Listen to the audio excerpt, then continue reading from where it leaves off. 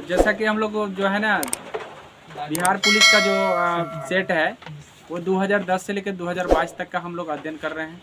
और 2010 वाला previous year में हम पहले ही आपको 40 क्वेश्चन तक बता चुके हैं, डिस्कशन हो चुका है।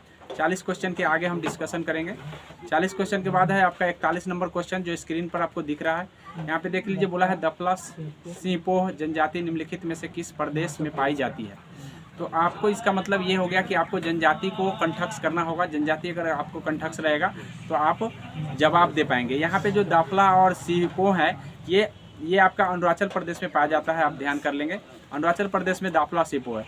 हाल ही में मेची कुकी जो है ना जनजाति चर्चा में रहा है, मणिपुर में दोनों में झड़प हो गया है। तो आपको जो करंट वाला न्यूज है मेची कुकी को आपको ध्यान रखना है। ये पूछा जा सकता है कि कहाँ की जनजाति है जो हाल ही में झड़प हुआ है। तो मेरे ख्याल से इतना बात आपको ध्यान रखना है। आगे है अगला सवाल आपका है कि साइलेंट वैली प्रोजेक्ट का संबंध निम्नलिखित में से किस राज्य में है। तो साइलेंट वैली को हम शांत घाटी कहते हैं, ठीक है। एक शांत घाटी है, एक फूलों की घाटी है, ये दोनों पूछे जाते हैं। तो आपको शांत घाटी और फूलों की घाटी ध्यान रखना है कि शांत घाटी आपका केरल में है और फूलों की घाटी उत्तराखंड में है। तो ये यहाँ पे शांत घाटी पूछा है, मतलब साइलेंट वैली पूछा है, और साइलेंट वैली को हम हिंदी में शांत घाटी कहते हैं। तो इसका आंसर आपका जो हो जाएगा ये केरल हो जाएगा, 2 नंबर हो जाएगा, मतलब ऑप्शन नंबर 2 हो जाएगा। अब हम आगे बढ़ रहे हैं। ऑप्शन है अगला प्रश्न है कि तुजू दर्रा भारत को किस देश से मिलाता है। भारत को कौन से देश में मिलाता है तुजू दर्रा। तो आप ध्यान कर लीजिए कि जो तुजू दर्रा है यह हमारा देश भारत जो है ना नॉर्थ ईस्ट जो है ना, इधर नॉर्थ ईस्ट है। जैसा कि आपको पता है कि हमारा देश यहाँ जो है ना नॉर्थ ईस्ट है, और नॉर्थ ईस्ट में यहाँ जो है ना म्यांमार की स्थिति है। यहाँ जो है ना म्यांमार है, और यही म्यांमार यहाँ मणिपुर पड़ता है। तो मणिपुर ऐसा दर्रा बना है जो एक रास्ता है। तो आप कह सकते हैं कि म्यांमार में है ये, ठीक है। ये तुजू दर्रा जो है ना म्यांमार में है। ऐसे किस राज्य से सटा हुआ है, तो मणिपुर से सटा हुआ है। तो मेरे ख्याल से लोकेशन हम बता दिए कि नॉर्थ ईस्ट राज्य में जो है यहाँ मणिपुर है, और मणिपुर से ही सटा हुआ है म्यांमार। तो इसी के बीच में जो है एक पास बनाया गया, दर्रा जाने का रास्ता बनाया गया, उसी रास्ता को हम कहते हैं दर्रा, ठीक है। तो यहाँ ही म्यांमार इसका आंसर सही हो जाएगा। मेरे ख्याल से समझ में आ गया होगा। आगे है अगला सवाल है आपका, ये आपका ज्योग्राफी का सवाल था, इसलिए लोकेशन बहुत ज़रूरी है। लोकेशन अगर आपको याद है तो आप लगा सकते हैं। यहाँ पे बोला है कि इंदिरा पॉइंट, तो ये भी ज्योग्राफी का ही सवाल है कि इंदिरा पॉइंट। तो 2 पॉइंट है, आपको ध्यान में रखना है कि भारत का जो ये लोकेशन है, अगर मान लो कि ये तुम्हारा भारत है, तो ये भारत के लोकेशन में यहाँ से यहाँ तक जो है ना एक ऊपरी पॉइंट है और एक निचली पॉइंट है। लेकिन निचली पॉइंट में जो इंदिरा पॉइंट है, वो इंदिरा पॉइंट जो है ना आपका जो दक्षिणी पॉइंट है वो अंडमान निकोबार में स्थित है। अंडमान निकोबार नीचे और नीचे है, इसीलिए इंदिरा पॉइंट जो है ना अंडमान निकोबार में है। ये बात ध्यान में रखेंगे। लेकिन कौन से निकोबार में है यहाँ पे दिया है, छोटा निकोबार में है, बड़ा निकोबार में है और कार निकोबार में है। तो जो सबसे जो नीचे है वो कार निकोबार द्वीप है, ठीक है। कार निकोबार द्वीप है, आपको ध्यान रखना है ये लोकेशन के ध्यान से। ऊपर जो है ना, ऊपर अगर पूछता तो इंदिरा कॉल है, यहाँ पे इंदिरा कॉल है और यहाँ पे इंदिरा पॉइंट है। ये बात ध्यान में रखेंगे। मेरे ख्याल से बात समझ में आ गया होगा। तो सबसे नीचे जो है ना कार निकोबार है, आपको ध्यान रखना है। छोटा निकोबार से नीचे कार निकोबार है। आगे भारत का सबसे लंबा बांध, तो आपको हम बता दें कि भारत का ही नहीं संसार का जो है ना, संसार का भी लंबा पूछेगा तो आपका हीराकुंड बांध जो है ना महानदी पर बना हुआ है, उड़ीसा में है। ये बात आप ध्यान में रखेंगे कि महानदी पर बना हुआ उड़ीसा का हीराकुंड बांध संसार का भी लंबा है, भारत का भी लंबा है। आप भारत का भी पूछे और संसार का भी पूछे तो आप हीराकुंड बांध लगा लेंगे, ठीक है। तो मेरे ख्याल से ये बात आपको समझ में आ गया होगा। अगला सवाल है आपका कि पृथ्वी के भूपृष्ठीय स्तर को इस नाम से पुकारते हैं। तो पृथ्वी जो है ना 3 परतों में बटा हुआ है। याद रखिएगा, जो सबसे ऊपरी परत है उसको हम भूपर्पटी कहते हैं, और ये भूपर्पटी जो है ना जिसको हम भूपृष्ठीय कहते हैं या भूपर्पटी कहते हैं, ये जो है सियाल के नाम से विख्यात है। सियाल, इसमें जो है ना सियाल एल्युमिनियम और सियाल है, इसीलिए इसको सियाल कहते हैं, याद रखिएगा, ठीक है। सिलिकॉन और सियाल होने के कारण जो है ना इसको सियाल कहते हैं। सिलिकॉन और एल्युमिनियम है इसमें, ठीक है। ये ध्यान में कर लीजिए। तो इसको हम सियाल कहते हैं भूपर्पटी को। ऐसे याद रखिएगा कि 3 परतों में बटा हुआ है। अगला है कि किस अंग्रेज ने पहली बार भगवत गीता का अंग्रेजी में अनुवाद किया था। तो अंग्रेज लोग आए थे तो हमारे यहाँ सबसे पहले हमारे धार्मिक ग्रंथों को पढ़ना शुरू किया था। तो उनको अंग्रेजी में पढ़ने आता था, इसीलिए उन्होंने अनुवाद करवाया। तो वो कौन सा अंग्रेज पहला था, तो चार्ल्स विकिल्सन था जिसने आपको अंग्रेजी में वो भगवत गीता का अनुवाद करवा दिया था पढ़ने के लिए, ताकि हम समझ पाएंगे कि यहाँ का संस्कृति क्या है। इन पर कब्जा करने के लिए हमको पहले इनको समझना पड़ेगा, इसीलिए उन्होंने पहले अंग्रेजी में अनुवाद करवाया, फिर पढ़ा, फिर उसके बाद हम पर राज किए। तो मेरे ख्याल से बात समझ में आ गया। विकिल्सन को याद रखेंगे, भगवत गीता को इन्होंने क्या किया था, अनुवाद करवाया था। अगला सवाल है, निम्न में से किस भारतीय शासक ने आधुनिक तर्ज पर विदेशियों में अपना दूतावास खोला था? मतलब उस समय जो आपको ध्यान रखना है कि टिप्पू सुल्तान था, ठीक है, टिप्पू सुल्तान, जो हम लॉर्ड बेलेजली आपको हम बताए हुए हैं, बेलेजली के समय, ठीक है, टिप्पू सुल्तान मारा गया है आंग्ल चतुर्थ युद्ध में।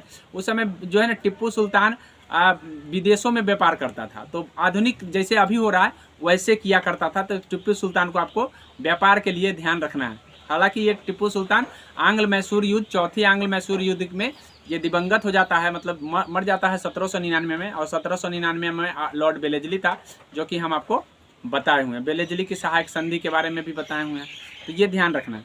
आगे है आपका अगला सवाल है कि संविधान का अनुच्छेद के अंतर्गत, मतलब किस अनुच्छेद के अंतर्गत जो है आपका मातृभाषा पर प्रसार एवं अनुदेशन प्राथमिक शिक्षा में लागू कर सकता है? मतलब आप पहला जो प्राथमिक विद्यालय में पढ़ने जाते हैं, ये कौन सा अनुच्छेद कहता है?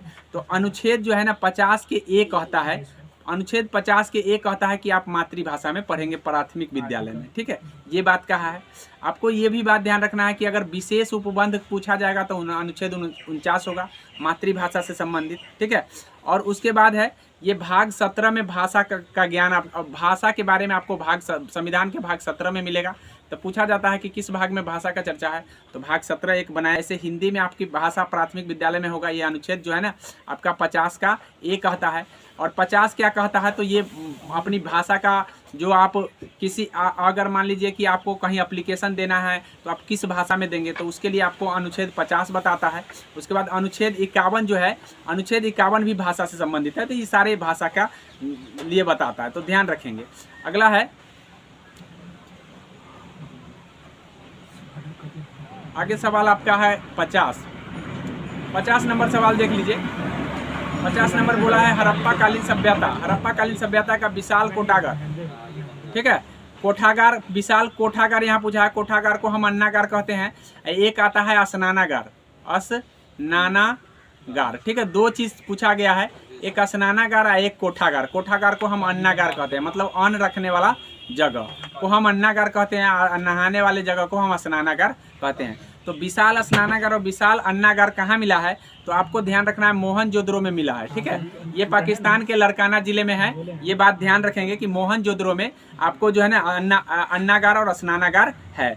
कालीबंगा को इसीलिए आप ध्यान कर लीजिए कि नृत्य करने वाली जो मूर्ति मिली है, हाँ, नृत्य करने वाली कांसे की मूर्ति कहाँ से प्राप्त हुआ है, तो कालीबंगा से प्राप्त हुआ है। इसके लिए आपको ये ध्यान कर लेंगे। कालीबंगा, कालीबंगा कहाँ है, तो राजस्थान में है। और मोहनजोदड़ो कहाँ है, तो पाकिस्तान में है, लड़काना जिला पड़ता है वहाँ पे, ठीक है। आगे है, आगे देखिए, ये आपका जो है ना आप पूछा है मापक से, मतलब हम एनीमोमीटर से क्या मापते हैं, सिस्मोग्राफ से क्या मापते हैं, हाइग्रोमीटर में क्या मापते हैं, बैरोग्राफ से क्या मापते हैं। तो वायु दाब हम आपको पढ़ाए थे, तो बैरोमीटर उस समय पढ़ाए थे। तो आप यहाँ आसानी से जो आता है पहले मिलाइएगा। ये बैरो दाब आपका दाब में चला गया, क्योंकि दाब का माप हम वायु दाब को मापते हैं बैरोमीटर से। अब उसके बाद है सिस्मोग्राफ है, हाइग्रोमीटर। तो हाइग्रोमीटर भी हम आपको बताए थे कि भाई आर्द्रता को मापते हैं।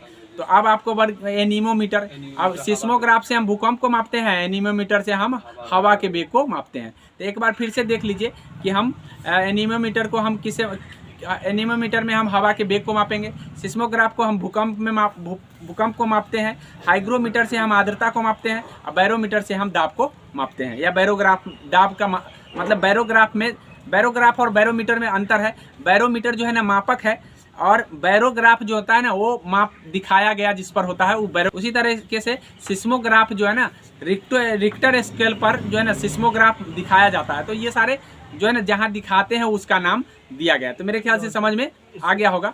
आगे है किस गवर्नर जनरल ने बंगाल का शेर कहा है? तो बंगाल का शेर जो कहने वाला है यही है आपका बेलेजली है। बेलेजली है जो बंगाल का शेर कहा। क्यों? क्योंकि उसने मैसूर को हराया था 1799 में, और 1799 में हराया और कहा इसलिए हार गया मैसूर क्योंकि मुगल जो था उसी का अंग्रेज का साथ दे दिया था। तो अंग्रेज का साथ देने के कारण मैसूर हार गया, और मैसूर जब मैसूर हार गया तो उस समय क्या बोला कि देखिए हम अपने शत्रु को हरा भी दिए और इन लोगों को क्या दिया, जो इसके तरफ से लड़ा तो इसको बालू का ढेर एरिया दे दिया कि ना वो उपजाएगा ना कुछ करेगा। इसीलिए अपने आप को उसने शेर कहा कि हमने अपने दुश्मन को परास्त भी कर दिया, अपने दोस्तों को भी मना लिया। कभी दे दिया उसने बालू का ढेर वाला क्षेत्र दे दिया ताकि ना वो उपजा होगा ना कुछ कोई काम का होगा। तो इस तरह से वो अपने आप को शेर बताए। आगे देख लीजिए, अगला बोला है हर्षवर्धन के समय चीनी यात्री। तो हर्षवर्धन के बारे में हम पहले भी बता चुके हैं आपको, ठीक है। नहीं, फाहियान आपका आया था चंद्रगुप्त द्वितीय के साल में, ठीक है। चंद्रगुप्त जो है ना, चंद्रगुप्त द्वितीय के शासनकाल में, सेकेंड के शासनकाल में आप आया था ये फाहियान। इसीलिए आपको ध्यान रखना है कि ह्वेनसांग आया था आपको हर्षवर्धन के काल में, ह्वेनसांग। तो आप ध्यान रखेंगे कि ह्वेनसांग हर्षवर्धन के शासनकाल में, ठीक है, 7वीं शताब्दी में आया था। तो ये ध्यान रखेंगे। और ये जो फाहियान आया था ये चंद्रगुप्त द्वितीय के शासनकाल में आया था। अब ह्वेनसांग से ये सवाल पूछा जाता है कि नीति के पंडित कौन है, शाक्य मुनि का राजकुमार कौन है? तो ह्वेनसांग है। क्या करने के लिए आया था? तो नालंदा में पढ़ने के लिए आया था चीन से। नालंदा में पढ़ाई करने की वजह से ह्वेनसांग जो है ना, ह्वेनसांग जो हर्षवर्धन के दरबार में आया था। तो क्या करने के आया था ये सारे पूछे जाते हैं। आगे देख लीजिए, अगला सवाल है आपको जो एक तरफ पर्व का नाम दिया हुआ है और एक तरफ जो है ना राज्य का नाम दिया हुआ है। तो हम याद रखेंगे, याद रखिए कि तमिलनाडु में हम लोग पोंगल मनाते हैं। पोंगल कहाँ मनाते हैं? तमिलनाडु में। वही पश्चिम बंगाल में हम डोल पूर्णिमा मनाते हैं, डोल पूर्णिमा। केरल में हम मनाते हैं ओनम मनाते हैं केरल में। और असम में, असम की बहु याद कर लीजिए, असम में बिहू मनाते हैं। हालांकि कोई भी बिहू आएगा याद रखिएगा, ठीक है, असम। लेकिन एक कट्टू बिहू आता है जो केरल में मनाते हैं। नहीं तो सब बिहू जो है ना को, सब बिहू किस में मानता है आपको ध्यान रखना है, असम। इसलिए बहु याद रखिएगा हमेशा। असम की बहु से आपको असम की बिहू याद रहेगा। सरहुल कहाँ मनाते हैं सर?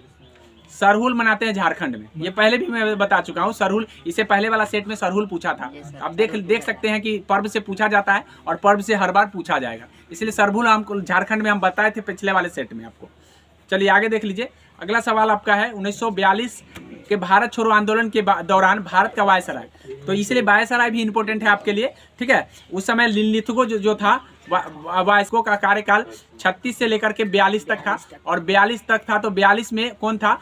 भारत छोड़ो आंदोलन हुआ था तो उस समय ये था। लेकिन ये पूछा जाता है कि जिस समय भारत छोड़ो आंदोलन था उस समय ब्रिटेन के प्रधानमंत्री कौन था? तो पामस्टन था। उस समय पामस्टन था। लेकिन बाद में वही 42 में चुनाव हुआ तो जो है ना वो बदल गया, विंस्टन चर्चिल आ गया। तो ये भी पूछा जाता है, ध्यान रखिएगा कि ये उस समय पामस्टन था लेकिन भारत छोड़ो आंदोलन के समय। लेकिन उसके बाद ही जस्ट 42 में जो है ना कौन बन जाता है? Winston Churchill. तो ये भी बात आपको ध्यान में रखना है, हम बता चुके हैं वीडियो में आपको। है अगला है कि जवाहरलाल नेहरू कितनी बार भारतीय राष्ट्रीय कांग्रेस के अध्यक्ष बने? तो अगर आप कांग्रेस अधिवेशन मैंने जो बताया है अगर अध्ययन किए होंगे तो इसमें आपको बिल्कुल कन्फ्यूजन नहीं होना चाहिए था। लेकिन अगर आप सही से अध्ययन नहीं करेंगे तो हमेशा कन्फ्यूजन बना रहेगा।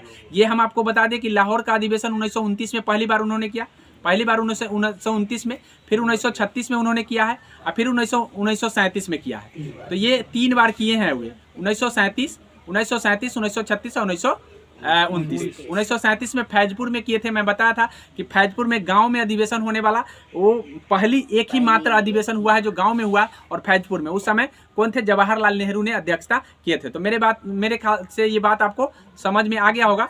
अब अगला देख लीजिए, अगला क्या कह रहा है। अगला है कि बौद्ध साहित्य किस भाषा में लिखा गया है?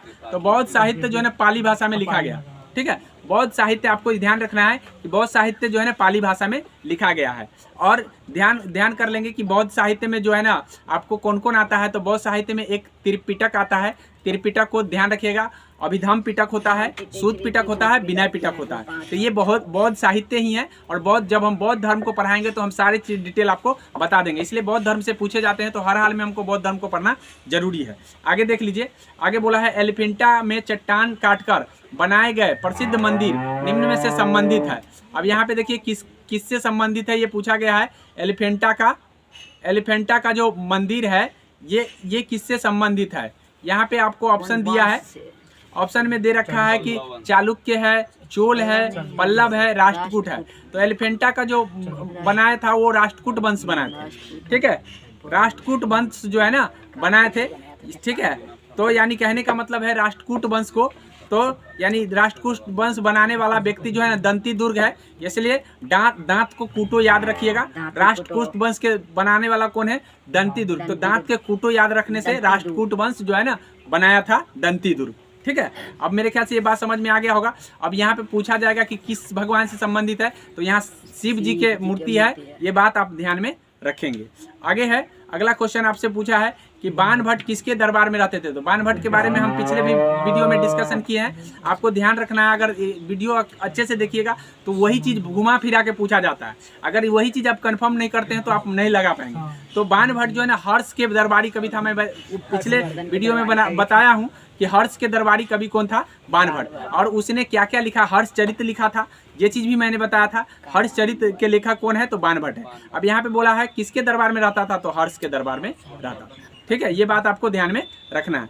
अगला है राज्यसभा का सभापति। तो ये भी चीज़ मैं पहले वीडियो में डिस्कशन कर चुका हूँ कि राज्यसभा के सभापति कौन होता है। तो मैंने बताया कि उपराष्ट्रपति राज्यसभा का पदेन सभापति होता है, उपराष्ट्रपति, ठीक है। उपराष्ट्रपति राज्यसभा का पदेन सभापति होता है। हालांकि इसका ये सदस्य नहीं होता है। तो यहाँ पे अब ऑप्शन में कहा गया कि राज्यसभा के सदस्य द्वारा चुना जाता है, तो नहीं चुना जाता है।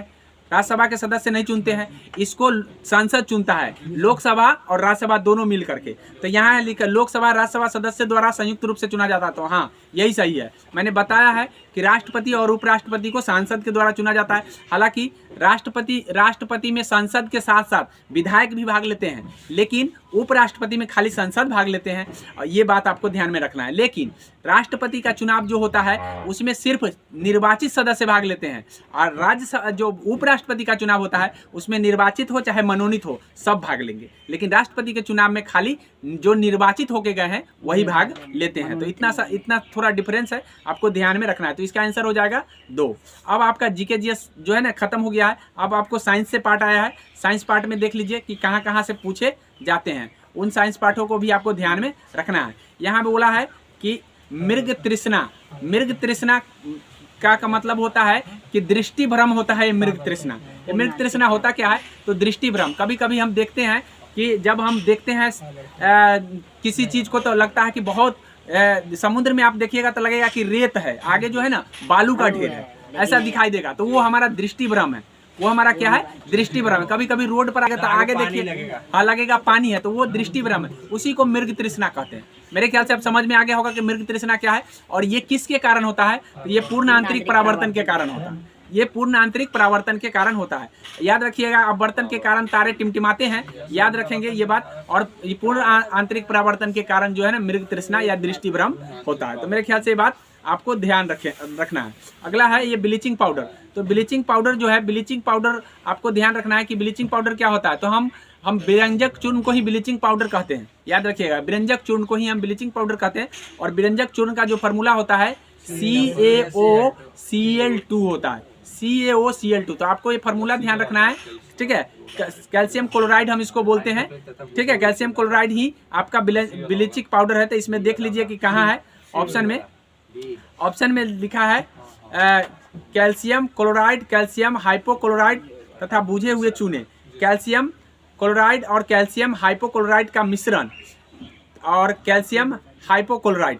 तो ये ध्यान कर लीजिए कि इसको हम बोलते हैं, इसमें कैल्शियम क्लोराइड और कैल्शियम हाइपोक्लोराइड का मिश्रण होता है, ठीक है। ये बात आपको ध्यान रखना है। बुझे हुए चूना भी होता है, बुझा हुआ चूना उसमें नहीं होता है, ठीक है। निम्नलिखित उसमें बुझा हुआ चूना नहीं रहता है। अब हम बात कर लेते हैं, चूना की भी बात कर लेते हैं। देख लीजिए, चूना जो होता है एक होता है CaO और एक होता है CaOH का होल ट्वाइस, OH का। तो बउआ ये बुझा हुआ चूना है, ये बिना बुझा हुआ चूना है, तो हम उसमें CaO लिखें तो बुझा हुआ चूना होगा क्या? नहीं ना होगा। तो अब बात तो समझ में पूरा आ गया। ये भी पूछा गया है एग्जाम में कि बुझा हुआ चूना कौन है और बिना बुझा हुआ चूना कौन है। हमरा जैसा बेवकूफ यही गलती करके आ गया, यानी कि उस समय बुझा हुआ को बिना बुझा पकड़ लिए, BPSC में पूछा था। तो यानी कहने का मतलब ये है कि आप वहाँ कंसंट्रेट रहेंगे, पूछा जाएगा कि क्या चीज़ पूछा जा रहा है, आप समझ लेंगे। बिना पूछेगा बिना बुझा हुआ तो वहाँ गलती आते हुए भी हो जाता। तो ये बात ध्यान में, बिना बुझा हुआ, आप बता दिए ना कि CaO बिना बुझा हुआ है और CaOH का होल ट्वाइस जो है ना बुझा हुआ है। आगे समझ में। अब देख लीजिए निम्नलिखित में कौन सी गैस सर्वोच्च उष्मांक है।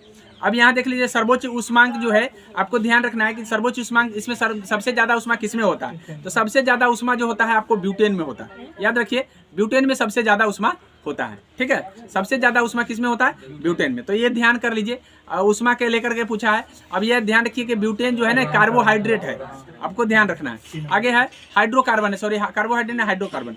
प्रकाश का रंग निश्चित किया जाता है, तो प्रकाश का रंग जो है ना तरंग दैर्घ्य के द्वारा निश्चित किया जाता है। ये ध्यान रखें तरंग दैर्घ्य क्या होता है, मैं तरंग दैर्घ्य की वीडियो साइंस का बना चुका हूं, अगर आप चाहे तो वहां पे जाकर के एक बार रिवीजन कर सकते हैं, ठीक है। इसलिए आपको तरंग दैर्घ्य क्या है ये मैं ऑलरेडी बता दूं, और इसके कारण जो है ना रंग। आगे है सूर्य की असीमित ऊर्जा का स्रोत, मतलब सूर्य का जो असीमित ऊर्जा का स्रोत क्या है, तो देखिए ऊर्जा के दो स्रोत हैं, एक नाभिकीय संलयन होता है, एक नाभिकीय विखंडन होता है। एक होता है आपका नाभिकीय, ठीक है, नाभिकीय संलयन होता है, ठीक है, एक होता है विखंडन। अब नाभिकीय विखंडन जो होता है वो जो होता है जिसमें ऊर्जा दोबारा नहीं बनता है, और सूर्य में जो है ना हमेशा नाभिकीय संलयन होता रहता है। इसलिए सूर्य के जो ऊर्जा का जो स्रोत है आपको नाभिकीय संलयन है। कौन सा है, नाभिकीय संलयन, ठीक है। ये ध्यान है असीमित, यानी कहने का मतलब है कि नाभिकीय संलयन एक ऐसी प्रक्रिया है जो कहने का मतलब दो हाइड्रोजन हमेशा आपस में मिलते रहते हैं और सूर्य ऊर्जा देता रहता है, मिलते रहते हैं। लेकिन विखंडन में क्या होता है कि न्यूट्रॉन का टूट होता है, मतलब विखंडित होता रहता है। तो उस समय विखंडित होने वाला चीज तो खत्म हो जाएगा, लेकिन जुड़ने वाला चीज कभी खत्म नहीं होता है। इसी कारण से सूर्य में हमेशा ऊर्जा बना रहता है। तो मेरे ख्याल से बात समझ में आ गया होगा। अब आगे देख लीजिए, अगला सवाल है कि एक शाकाहारी को अपने शरीर के लिए आवश्यक फास्फोरस कहाँ से मिल सकता है। तो ऑप्शन के अकॉर्डिंग आपको जवाब देना है कि क्या क्या ऑप्शन में है, ठीक है।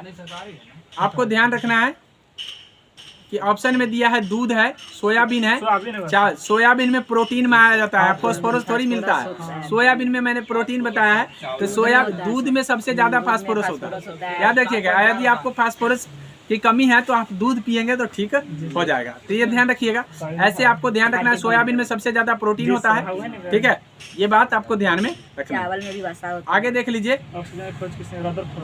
ऑक्सीजन की खोज किसने किया है, ये ना उससे पहले आपको है क्रोमोसोम की संख्या कितनी है, ठीक है। क्रोमोसोम की संख्या कितनी है मानव में, तो मानव में जोड़ा में पूछता तो 23 जोड़ा होता, 23 जोड़ा को ही 46 बोलते हैं। क्या बोलते हैं, 23 जोड़ा को ही, ठीक है, 23 जोड़ा को हम क्या बोलेंगे, 46 बोलेंगे। तो यहाँ पे आपको 46 आंसर हो जाएगा। तो मेरे ख्याल से याद रखेंगे, याद रखिएगा कि जिससे लिंग का निर्धारण होता है वो पुरुषों के लिंग क्रोमोसोम से होता है। लिंग का निर्धारण किसके द्वारा होता है, तो पुरुषों के लिंग क्रोमोसोम से। अब पुरुष का जो लिंग क्रोमोसोम है आपको XY है, याद रखिएगा। पुरुष का लिंग क्रोमोसोम क्या है, XY। अब महिला का लिंग क्रोमोसोम क्या है, XX। तो लिंग का निर्धारण किसके द्वारा होगा, पुरुषों के लिंग क्रोमोसोम से, ठीक है, ठीक। अब आगे समझ में ना, तो याद रखेंगे कि दो तरह के होता है, एक लिंक क्रोमोसोम होता है और एक ऑटोसोम होता है, ठीक है। Link chromosome, autosome. तो लिंक क्रोमोसोम को हटाकर जो बच जाता है उसको हम ऑटोसोम कहते हैं। यानी 44 को ऑटोसोम है और लिंक क्रोमोसोम एक जोड़ा है, टोटल मिलाकर के 46 को पूरता है। तो ये बात आपको ध्यान रखना है, इससे कंफ्यूजन हो सकता है, क्योंकि आपको 46 ध्यान रहेगा तो आप 46 ही लगाएंगे, लेकिन जैसे ही ऑटोसोम पूछेगा 44 होगा। लिंक गुणसूत्रों की संख्या मात्र एक जोड़ा है, मतलब 2 है, और टोटल मिला के क्रोमोसोम कितने हैं, 46 है। तो मेरे ख्याल से ये बात समझ में आ गया होगा। अब अगली सवाल की हम बात कर लेते हैं। अगली सवाल है ऑक्सीजन की खोज किसने किया है। तो ऑक्सीजन की खोज जो है ना प्रिस्टले किया है, प्रिस्टले, ठीक है। ऑक्सीजन का खोज जो है ना प्रिस्टले किया है। मेंडेलीफ को हम किस नाम से जानते हैं, आवर्त सारणी के जनक के रूप में जानते हैं, ठीक है। और रक्त परिसंचरण की खोज विलियम हार्वे किया है। रक्त परिसंचरण का पूछेगा तो विलियम हार्वे, ऑक्सीजन का पूछेगा तो आपका हो जाएगा प्रिस्टले। और मेंडेलीफ आवर्त सारणी की खोज किया है, ठीक है। और इसने परमाणु मॉडल का खोज किया है रदरफोर्ड। तो ये बात ध्यान में आप कर लेंगे। मेरे ख्याल से बात समझ में आ गया होगा। अब अगला सवाल की ओर हम बढ़ते हैं। अगला सवाल बोला है कि प्रेशर कुकर में भोजन पकाने के समय कम कर देते हैं क्यों। तो हम अगर आप साइंस का वीडियो हमारा अच्छा से देखे होंगे आपको, तो इस सवाल में आपको थोड़ा सा भी दिक्कत नहीं होगा, क्योंकि उसमें क्वथनांक जो है ना बढ़ जाता है, और क्वथनांक बढ़ने से जो समय जो है ना घट जाता है, भोजन जल्दी पक जाता है, तो समय को घटा देता है। क्यों? क्योंकि क्वथनांक बढ़ जाता है। तो मेरे ख्याल से ये जवाब देने में आपको एकदम आसानी हुई होगी, कुकर के भीतर क्वथनांक बढ़ जाता है। आगे समझिए, अब आगे देख लीजिए, अगला बोला है कि जो वस्तु प्रकाश के सभी रंगों को अवशोषण कर लेती है उस रंग का क्या नाम है? तो काला रंग सब प्रकाश को अवशोषित कर लेता है, इसीलिए सलाह दिया जाता है कि गर्मी में आप काला कपड़ा न पहने, उजला पहने। उजला रंग ऐसा है जो प्रकाश को अवशोषित नहीं करता है, और काला रंग ऐसा है जो हमेशा सभी प्रकाश को अवशोषित कर लेता है। इसीलिए गर्मी में काला आपको सफेद कपड़ा पहनना चाहिए, वो आरामदायक होता है और ज्यादा गर्मी आपको नहीं देगा। तो मेरे ख्याल से बात आपको समझ में आ गया होगा, काला और उजला की बात। इसीलिए जो है आपको ध्यान रखना है कि जो सोलर कुकर का जो प्लेट बनाया जाता है वो ब्लैक बनाया जाता है, ताकि वो क्या करे, प्रकाश को अवशोषित करे। ठीक है, आगे देख लीजिए, आगे है कि सूर्य का जो प्रकाश है वो किरण को जो है ना पृथ्वी तक पहुंचने में कितना समय लगता है? तो ठीक है, 8 सेकेंड। ठीक है, 8 सेकेंड लगते हैं, ये ध्यान में कर लीजिए। 8 सेकेंड लगता है सूर्य को सूर्य से उत्सर्जित प्रकाश पृथ्वी 8 मिनट 16 सेकंड लगता है जी। 8 मिनट 16 सेकंड कोई नहीं होगा, इसमें से कोई नहीं होगा, इसमें 8 मिनट 16 सेकंड लगते हैं। ठीक है, 8 मिनट 16 सेकंड, 8 सेकंड नहीं, 8 मिनट 16 सेकंड। इसमें है नहीं, इसमें से कोई नहीं आंसर होगा। कौन होगा? ऑप्शन नंबर 4 होगा। आगे समझ में, छोटी वस्तु नहीं देखे। हाँ, आगे देखिए, दूरदर्शी का उपयोग। तो आपको दूर वस्तु देखने के लिए, सिंपल भाषा, दूरदर्शी है तो दूर की वस्तु देखने के लिए सिंपली 1 लगा देंगे। इतना सिंपल क्यों? अरे तो यही में तो कंफ्यूज बच्चा करेगा, अरे इतना तो सिंपल हो नहीं सकता, तो लगा देगा दूसरा ऑप्शन। ये ध्यान में कर लीजिए, ये सारे मतलब कभी कभी क्या होता है, माइंड जो है ना घूमने लग जाता है कि इतना सिंपल तो खैर पूछ नहीं सकता, इसीलिए लगा देते हैं। हाँ, घुमा फिरा के गलती करते हैं। पेयजल को शुद्ध करने के लिए, अब पेयजल को शुद्ध करने के लिए किसका प्रयोग करते हैं? तो क्लोरीन का करते हैं हम। ठीक है, क्लोरीन के द्वारा हम पेयजल को क्या करते हैं, पीने वाले चीज को शुद्ध करते हैं। ये बात ध्यान में कर लेंगे। आगे बोला है सेक्सटेन एक ऐसा यंत्र है जिससे निम्नलिखित का मापन है। मतलब सेक्सटेन से किसको मापते हैं? तो 2 वस्तुओं की कोणीय दूरी को हम सेक्सटेन से मापते हैं, याद रखिएगा। ठीक है, वायु आर्द्रता हाइग्रोमीटर से, अभी हम बताए हैं कि हाइग्रोमीटर से मापते हैं, तो ये ध्यान में कर लीजिए। अगला सवाल है कि सार्स जो है विषाणु है, और सार्स का जो है ना कहाँ शुरुआत हुआ था? तो आपको पता होगा, चीन आपको ध्यान में रखा होगा कि जो कोविड आया है, कोविड सार्से का खानदान है। ठीक है, कोविड, हाँ, सार्से का खानदान कोविड है। तो कोविड कहाँ से आया? चीन से, चीन के वुहान से आया। तो इहो जो है ना चीन से आया है। कहाँ से आया है? चीन से। तो आप समझ सकते हैं विषाणु का जो पेटी कौन है? चीन है। हाँ, विषाणु का पेटी कौन रख ले है? चीन रख ले। आगे समझ में, अगला देख लीजिए। पैदा करता है। आगे बोला है कि क्रिकेट गेंद के पकड़ते समय अपने हाथ को नीचे करते हैं, यह उन्हें किस कारण से चोट से बचाता है? तो हम आपको संवेग पढ़ाए थे, तो उस समय बताए थे ये किस पर काम कर रहा है? संवेग संरक्षण सिद्धांत पर काम करता है, इसीलिए चोट से बचाता है। जो हाथ को पीछे खींचना संवेग संरक्षण सिद्धांत है, और इसी कारण से कोई चोट से बच जाता है। तो मेरे ख्याल से ये बात ध्यान में आ गया होगा। साइंस का वीडियो आप देखे होंगे तो आप समझ गए होंगे। आगे यहाँ देखिए, रेफ्रिजरेटर के बारे में भी मैंने बताया है। यहाँ बोला है रेफ्रिजरेटर फ्रिज के शिखर पर के पास में लगाया जाता है, इसे तपित संपीड़ित से दूर रखने के लिए, जो कि तल के पास होता है। ठीक है, तो संपीड़न से थोड़ा सा गर्म चीज से दूर रखते ही हैं। ठीक है, तल में गर्मी होता है और ऊपर, तो ये बात सही कहा है पहला। ठीक है, सुविधा भी होता है ऊपर रखने में, नीचे रखेंगे तो दब जाएगा। हाँ, और मतलब लगभग हमको लग रहा है कि सभी इसका आंसर हो जाएगा। तो मेरे ख्याल से ये बात समझ में आ गया होगा।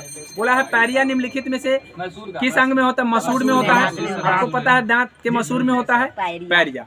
ठीक है, और पैरिया किसके द्वारा होने वाला है? तो प्रोटोजोआ के, याद रखिएगा, प्रोटोजोआ के द्वारा पैरिया होता है। ये भी बात पूछा जा सकता है। ठीक है, प्रोटोजोआ के कारण जो है ना पैरिया होता है। पानी के टैंक, बर्फ की एक गेंद तैर रही है। ठीक है, जब बर्फ पिघल जाता है पानी का स्तर कितना होगा, तो मैंने ये भी साइंस के वीडियो में बताया है, ठीक है। जब आप बर्फ रख दीजिएगा उसी समय जो बढ़ना होगा बढ़ जाएगा, पिघलने के बाद कुछ नहीं बढ़ता है, जितना पानी का स्तर रहेगा उतना ही। मैंने ये बताया है साइंस के वीडियो में, आप देख लीजिए कि यहाँ से क्वेश्चन पूछे गए हैं। तो यहाँ क्या क्या होगा आंसर कि परिवर्तित नहीं होता है, क्या हो जाएगा, परिवर्तित नहीं होता। आगे देखिए, पीसा का झुकी हुई मीनार, ठीक है, पीसा का झुकी हुई मीनार क्यों नहीं गिरता है।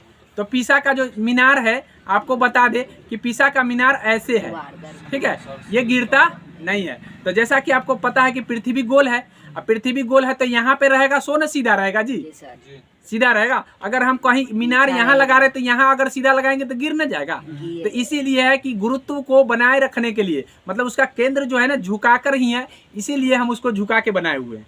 अब तो बात समझ में आ गया होगा। तो यहाँ पे ऑप्शन नंबर 4 में लिखा है, मीनार के गुरुत्व के बीच ऊर्ध्वाधर रेखा मीनार के आधार पर अंदर रहती है, मतलब उसका आधार पर रहता है, सही। इसी के कारण जो है ना वो गिरता नहीं है, झुका हुआ है, देखने में एकदम झुका हुआ है लेकिन गिरता नहीं है। तो अब ये पूछा जाता है कि जो झुकी हुई मीनार है वो कहाँ है, तो पीसा में है, ठीक है। पीसा इटली में है, पीसा किंगटन में पड़ता है, डेनमार्क में सर, डेनमार्क इटली में है। पीसा, हाँ पीसा इटली में पड़ेगा, ठीक है, पीसा इटली में ही है, झुकी मीनार भी हाँ डेनमार्क में किंगटन डिज का। आगे देख लीजिए, कहा आगे कि फेविंग बिलियन परीक्षण निम्नलिखित में के लिए किया जाता है। तो याद रखिएगा, इस बिलियन का जो परीक्षण होगा आपको एल्डिहाइड, अम्ल, ईथर, अल्कोहल, तो एल्डिहाइड के लिए हम करते हैं, एल्डिहाइड के लिए हम इस फेविंग परीक्षण करते हैं, ध्यान में रखेंगे।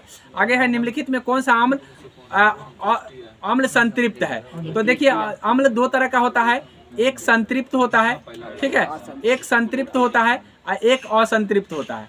अब संतृप्त और असंतृप्त किसको कहते हैं, तो याद रखिएगा कि जो एल्केन ग्रुप का होगा, ठीक है, जिसमें एन आएगा, एन, ठीक है, एन आएगा, वो क्या होगा, संतृप्त ग्रुप का आएगा। तो आप देखिए जिसमें ईन आएगा, वो असंतृप्त ग्रुप का होगा। तो आप देख लीजिए यहाँ पे निक, प्रोटेनिक, निक आया तो ई का गया है, क्या आ गया है, ई का गया, तो नहीं आया, ई का है ना।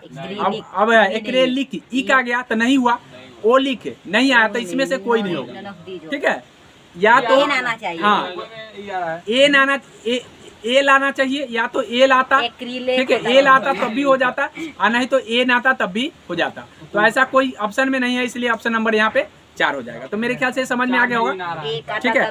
मैं एक बार फिर से समझाने की कोशिश कर दे रहा हूँ। यहाँ पे देखिए मैंने बताया कि जो ये होता है दो तरह का, एक होता है संतृप्त, एक होता है असंतृप्त। संतृप्त को कैसे पहचानते हैं, तो जिसमें एन आना चाहिए, क्या आना चाहिए, एन, या एल भी आ सकता है, मतलब केल, एल की, मतलब एल्कील ऐसे आता है, तो ये ध्यान में कर लीजिए। तो एन नहीं आया है, इसके कारण ये ऑप्शन नंबर 4 हो गया। अब आगे देख लीजिए, अगला सवाल है आपका कि हाइड्रोजन आबाद निम्नलिखित में से किसमें ज्यादा है। तो सबसे ज्यादा जो HF में है, ठीक है, HF में है। अब HF क्या होता है, तो देखते होइएगा कि किसी रबर जो है ना, रबर को साटना है, किसी नंबर प्लेट पर साटना है, तो उस समय जो है ना HF ही लगाया जाता है। जब लगा करके हम साट देते हैं तो कभी नहीं उजड़ता है क्या, नंबर प्लेट से नंबर नहीं उजड़ता है। कारण क्या है कि HF बहुत ही हाइड्रोजन का बहुत बड़ा आबाद बना के रखे हुआ है, वो जल्दी छोड़ता नहीं है। तो मेरे ख्याल से बात में समझ में आ गया हो। ये भी पूछा गया है कि भाई नंबर प्लेट पर जो हम लगाते हैं वो क्या, कौन सा रहता है, कौन सा रासायनिक रहता है, तो HF रहता है, ठीक है, ये ध्यान में कर लीजिए। आगे है हाइड्रोक्लोराइड होगा, ठीक है। आगे देखिए, एक एंगस्ट्रम बराबर होता है, एक एंगस्ट्रम कितने के बराबर होता है, तो 10 के पावर -8 होता है, ठीक है, 10 के पावर -8, एक एंगस्ट्रम 10 के पावर -8 होता है, याद रखिएगा। निम्नलिखित में से कौन सा हाइड्रोकार्बन कोष्ठ ताप द्रव में होता है, तो याद रखिएगा कि द्रव में पेंटेन होता है, पेंटेन जो है ना द्रव अवस्था में होता है, कोष्ठक ताप पर जो है ना वो द्रव अवस्था में होगा। अगला है आपका एसिटिलीन, ठीक है, एसिटिलीन अविलय है, जल में एसिटिलीन नहीं घुलता, अविलय का मतलब होता है जिसमें नहीं घुलता, तो जल में एसिटिलीन नहीं घुलता है, याद रखें, ठीक है, जल में नहीं घुलेगा। चलिए ठीक है। रसायन चलिए। आगे देख लीजिए, क्लोरोफॉर्म किस एमीन्स के संयोजन में प्रविष्ट होता है। तो एमीन बोला है कि कौन सा एमीन करेंगे तो वो प्रविष्ट हो जाएगा, और जिससे कार्बीन अभिक्रिया देगा। मतलब कौन से चरण में, तो चरण प्रथम चरण होगा। कौन है? प्राथमिक। कौन से चरण में देगा? ये रासायनिक कौन से चरण में देगा? तो ये रासायनिक आपको प्रथम चरण में मिल जाता है, तो ये ध्यान में कर लीजिए। आगे है, ग्लाइकोल का स्वाद कैसा होता है। तो ग्लाइकोल मीठा होता है, ठीक है। ग्लूकोज से बना हुआ ग्लाइकोल है, तो ग्लूकोज मीठा होता है, इसीलिए ग्लाइकोल जो है ना मीठा होता है। आपको ध्यान में रखना है। आप ग्लूकोज पिए होंगे, तो ग्लाइकोल ग्लूकोज का है तो याद रखिए वो मीठा होता है, ठीक है। फ्रुक्टोज भी मीठा होता है, मीठा शर्करा का नाम है फ्रुक्टोज। ग्लूकोज ये सब मीठा शर्करा है, आप ध्यान में कर लीजिए, ठीक है। आगे है, गैलेक्टोज भी मीठा है। आगे देख लीजिए क्या है, कहा है, ऑक्सीकरण पर ग्लाइकोल देता है। तो ऑक्सीकरण पर ग्लाइकोल आपको ऑक्जेलिक अम्ल भी देता है, ग्लाइको ऑक्सल भी देता है, ग्लाइकोलिक अम्ल भी देता है, यानी सब हो जाएगा। क्या हो जाएगा? सब। अब यहाँ देखिए, एक यौगिक जिसका आणविक सूत्र C3H6O है, तो वो क्या हो सकता है? तो वो सांद्र अम्ल भी हो सकता है, एक कीटोन भी बन सकता है, एल्डिहाइड भी बन सकता है, यानी सभी हो सकते हैं। तो इसका मतलब ये हुआ कि आपको साइंस में केमिस्ट्री पढ़ना बहुत जरूरी है। केमिस्ट्री के रसायनों से काफी प्रश्न आए हैं, आप इसको देख करके इस बात से अंदाजा लगा सकते हैं। आप इसको इग्नोर नहीं कर सकते हैं कि क्यों केमिस्ट्री का जितना भी रासायनिक केमिकल चीज है उन चीजों को आपको पढ़ना जरूरी है। तो साइंस में क्या पढ़ना है ये चीज आपको पता लग गया, और जीके में क्या पढ़ना है ये चीज का आपको पता लगा है। उसके बाद भी मैंने और भी हिंदी में भी बताया है कि क्या क्या पढ़ने, तो सारे चीज का पता लगता है आपको सेट डिस्कशन से। हम अगले दिन अब अगली चर्चा करेंगे।